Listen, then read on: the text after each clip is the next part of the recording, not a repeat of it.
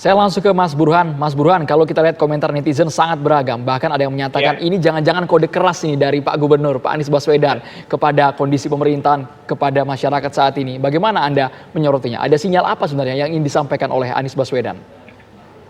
Ya, sebagai pengamat politik, saya tentu tidak melihat foto tadi berhenti sebagai sebuah foto saja. Pasti ada sesuatu yang kita bisa baca secara lebih jernih. Reading between the line, foto itu muncul di saat kita dipamerkan, ya, di mana ada kekisruhan terkait dengan kedatangan Habib Rizik. Saat yang sama ada respon dari negara yang menurut saya cukup eksesif dalam penggunaan power, terutama tentara. Saya ingin mengatakan bahwa tentara bagaimanapun punya keterbatasan untuk masuk ke ruang sipil.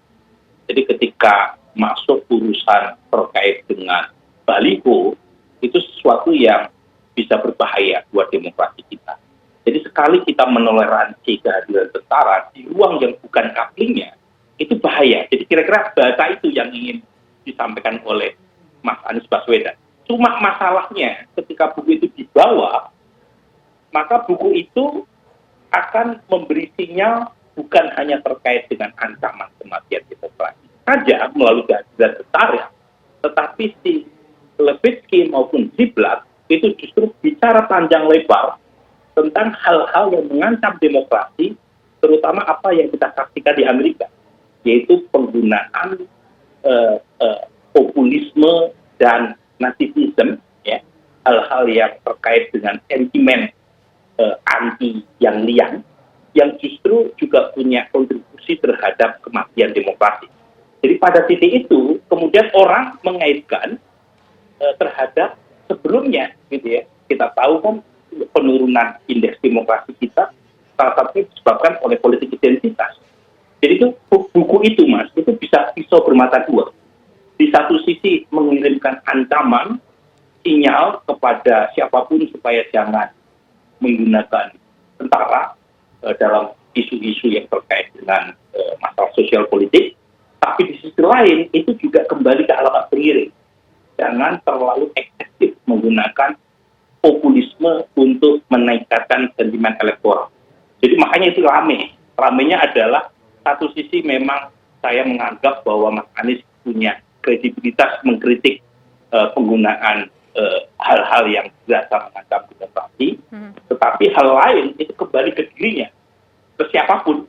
Jadi ini buku menohok siapapun supaya jangan terlalu eksesif menggunakan populisme untuk kepentingan jangka pendek elektoral. Oke, kita dapat poinnya. Saya ingin ke Pak Hidayat Nur Wahid. Bapak setuju dengan apa yang mungkin menjadi pemikiran dari Mas Burhanuddin Muhtadi tadi, bahwa ini menggunakan sinyal ke pihak-pihak tertentu dan juga memberikan sinyal kepada diri sendiri jangan terlalu eksesif?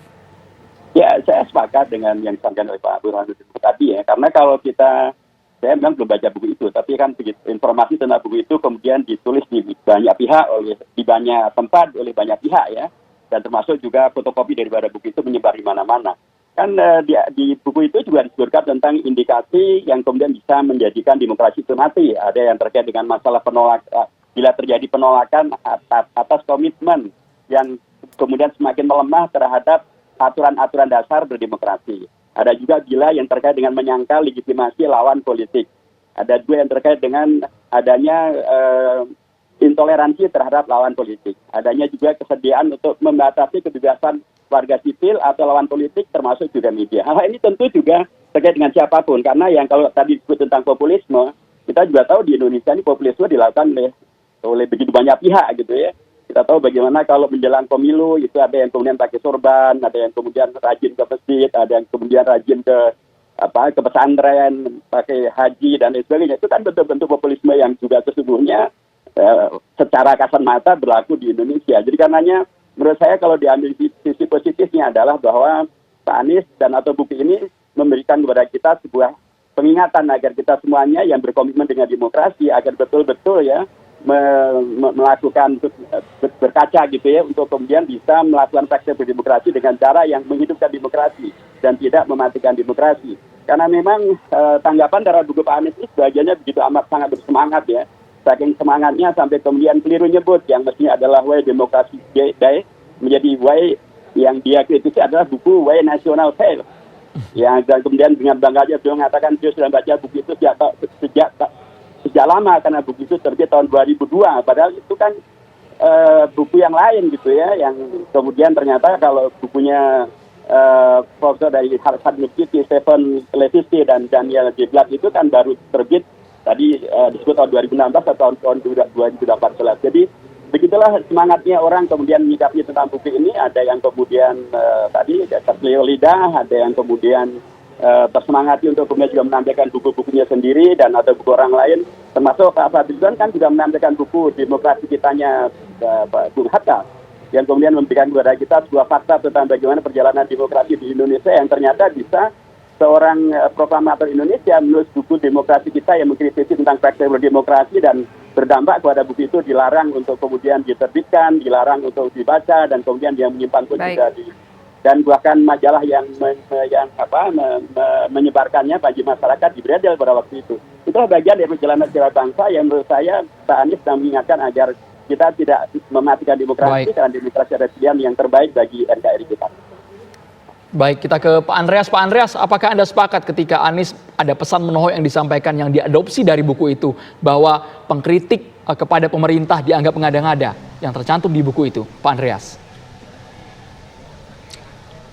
Ya, saya sepakat dengan apa yang disampaikan oleh Mas Burhan tadi, bahwa ketika menganalisa dengan dasar buku itu untuk menganalisa konteks Indonesia, tentu kita harus memahami konteks kesejarahan yang ada di Indonesia, perjalanan sejarah demokrasi yang ada di Indonesia.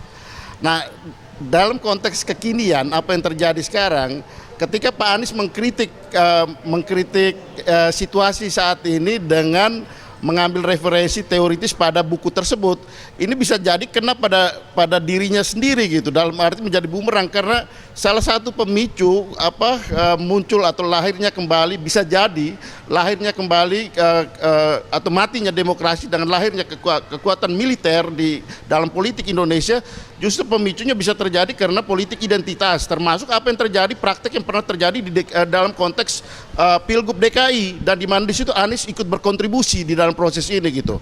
Nah, kita lihat kalau di dalam konteks kesejarahan Indonesia, Indonesia ini muncul atau lahir sebagai negara yang demokratis dengan sistem parliamentarian pada waktu itu.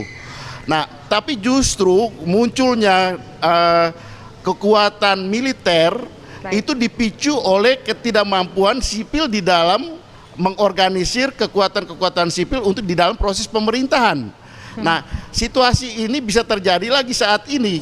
Nah, kekhawatiran itu gitu.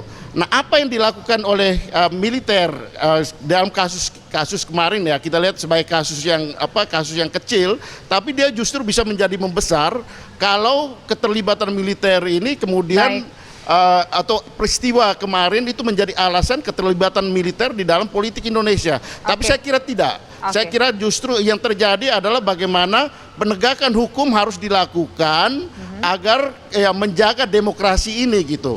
Nah, konteks Indonesia kalau kita tidak menjaga demokrasi ini justru akan jatuh, atau kita khawatir akan justru yang muncul adalah diktator dengan background teokrasi yang bisa berbahaya untuk kepentingan Indonesia, stabilitas Indonesia. Baik, terima kasih Pak Andreas atas waktu Anda bersama kami. Terima kasih juga Pak Hidayat Nur Wahid, dan juga terima kasih Mas Burhanuddin Muhtadi sudah bergabung bersama kami di program Kabar Petang. Kita berharap agar demokrasi Indonesia tetap bisa tegak, Andro ya. Dan pemirsa, usai jeda berikut kami masih akan kembali dengan sejumlah informasi penting lainnya sesaat lagi.